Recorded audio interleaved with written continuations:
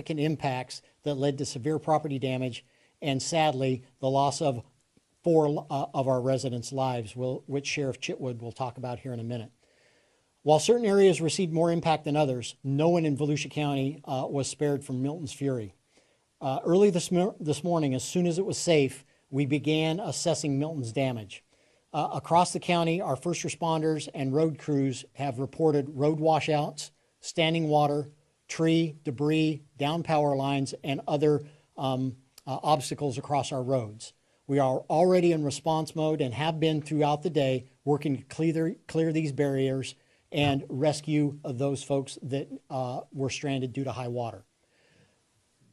Please, this is not the time for our citizens and our visitors here to Volusia County to be out on the roads unless absolutely necessary.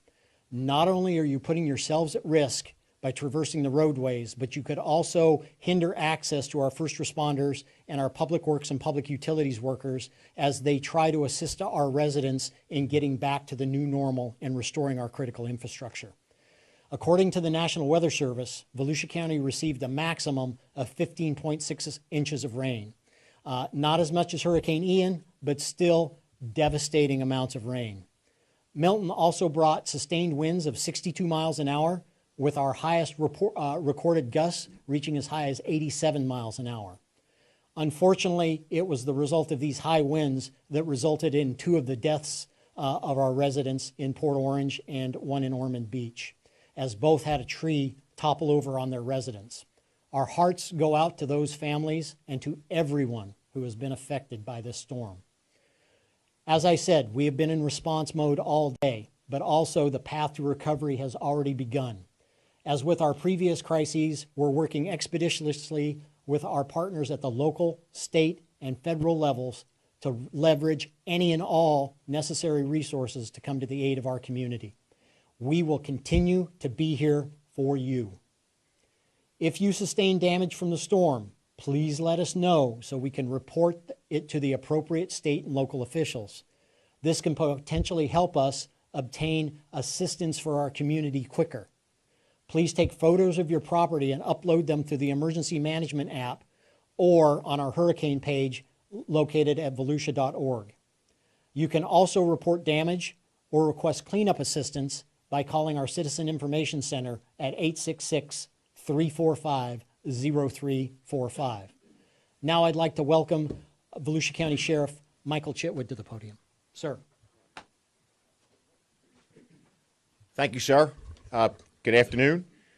I want to start off by saying that all of the bridges are open except at this point for Dunlawton. Due to the flooding, I think it's impossible for anybody to go over the bridge eastbound or come back westbound. The second thing we want to talk about is our curfew. Tonight, we will begin our curfew at 9 p.m. and we will lift that at 5 a.m. As you heard our emergency management director say quite clearly and succinctly, now is not the time to be out on the road. If you have to go to Publix, if you have to go to the drugstore, if you have to check on your family members, by all means do it. But you have to use caution. We are working calls right now for cars that are in flooded ditches where people say they saw the car drive in with occupants, and resources have to go out there to look and see whether in fact somebody's in there. When it gets dark, it's not going to make it any less perilous out there. There are flooded roadways. There's roadways that have washed away. We have about 170,000 people who don't have power. You can see the devastation that we took. We really need our residents to allow the county and the cities to get out there with their public works, their road and bridge, to let Duke Energy get out there to get us back on our feet by Friday morning. As you heard the director say, we had 4 deaths. 2 of the deaths were from falling trees. 1 of the deaths was from boarding up their property, and they took a heart attack while doing so, and another was a cardiac arrest that first responders could not get there in time during the height of the storm.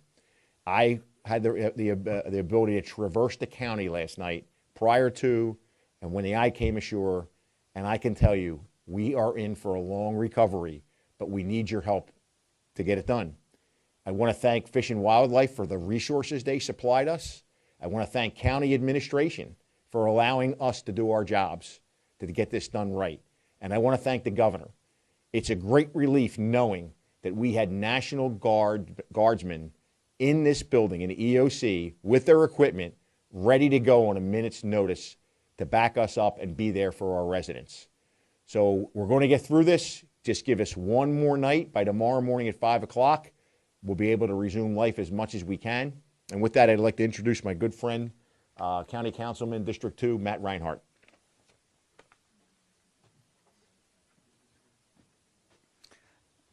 Thank you, Sheriff.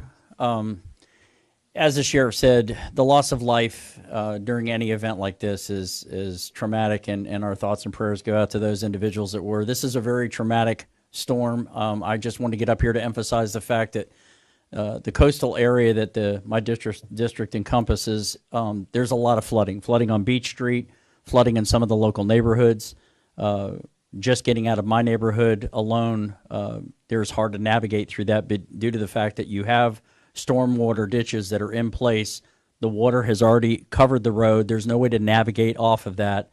And then in addition to the fact, remember that those individuals that live in those communities, their homes are flooded already. And by you pushing that water, trying to barrel through those roads and that waterway, all it's doing is creating that wake zone, if you will, in a vehicle, and it's going inside those homes. So please use caution, use common sense. These could be your homes as well. This could be your families that are impacted as a result of that. So use caution. And again, if you don't have to go out, please don't. Take heed to the orders that are given from the Sheriff's Office with respect to the staying indoors if it's not necessary to go outside, and try to avoid the looky-loo syndrome, as I refer to it, as individuals that want to see the devastation. There'll be enough media coverage that we'll be able to produce that for you, so please stay off the roads. And thank you very much. Now I turn it over to our friends at Duke Energy.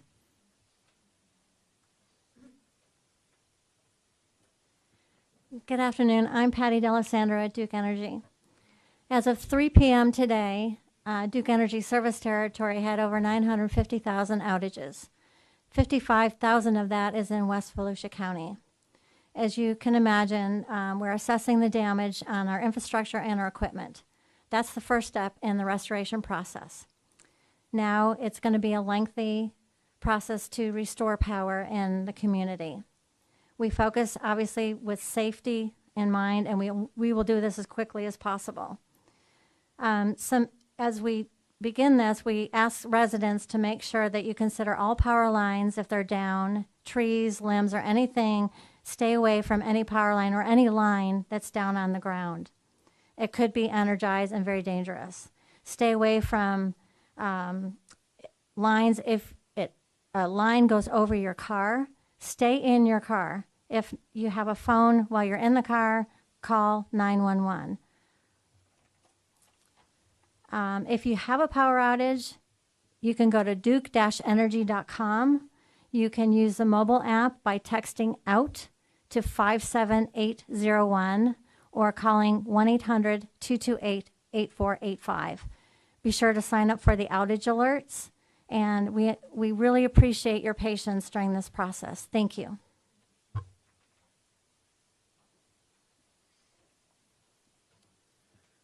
As you heard from our Duke Energy partner, there are still residents without power.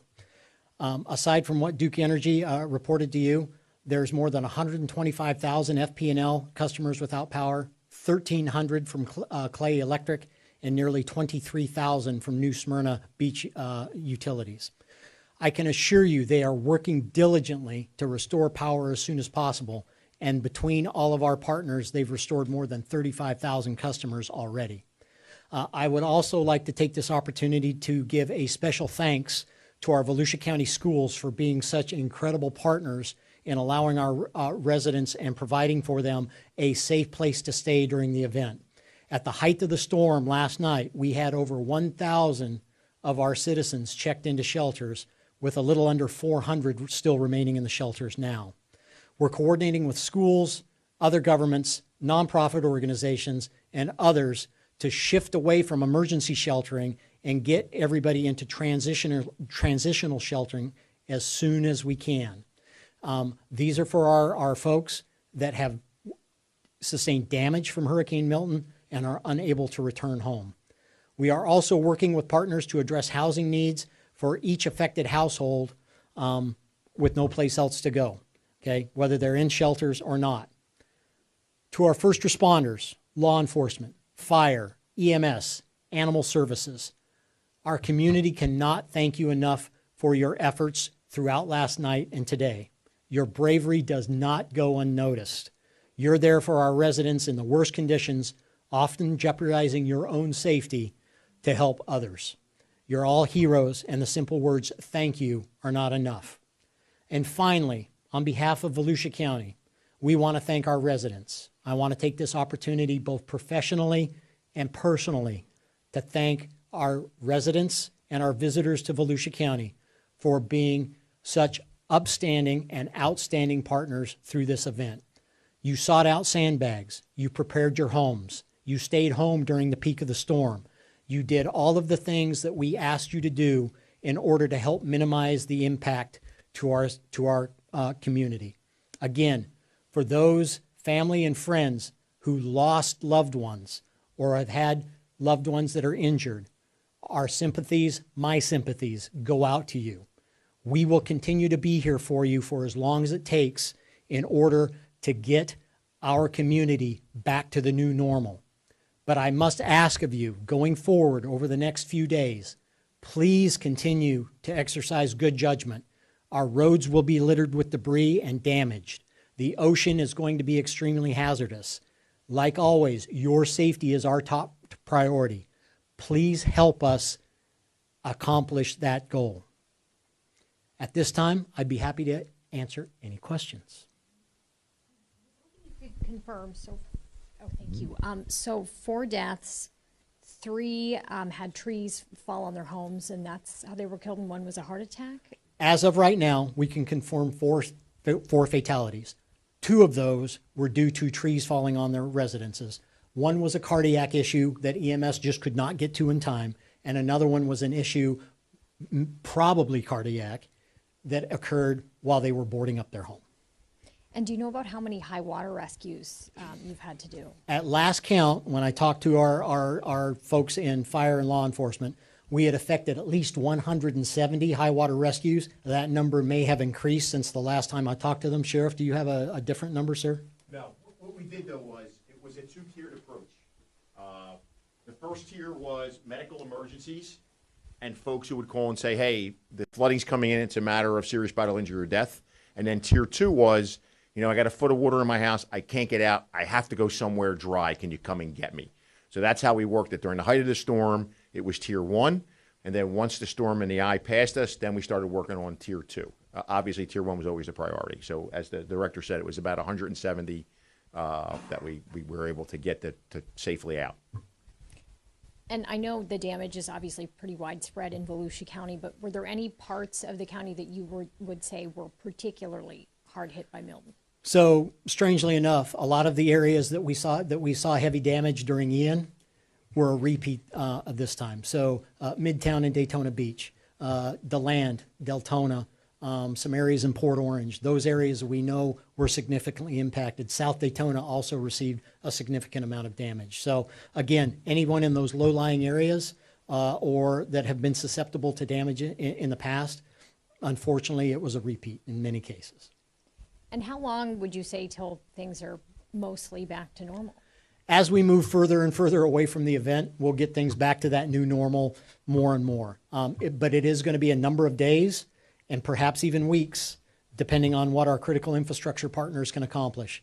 FP&L, Duke, New Smyrna, and Clay will be doing their level best to get power back up and running as fast as possible. Again, our outstanding school partners will be doing everything they can as we transition from emergency sheltering into transitional sheltering in getting their schools back open and the kids back to school. Again, our private industry partners, the grocery stores, the gas stations, again, are doing their level best to make sure that those commodities are available for our citizens and our visitors here in Volusia County. But it could take a number of days before we approach anything that looks like normal, and it could be weeks before we actually get to the point where we're back to a new normal. Any other questions? Again, thank you for joining us this afternoon. We appreciate your time and your partnership. We look forward to talking to you again.